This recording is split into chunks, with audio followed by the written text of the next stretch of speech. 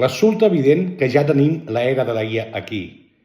Ara el que cal respondre és com integrem la intel·ligència artificial a les nostres vides i ho canviem tot tant a nivell personal com professional.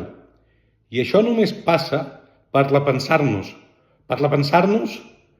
com a empreses, com a professionals, com a societat. Jo diria que fins i tot repensar-nos com a persones.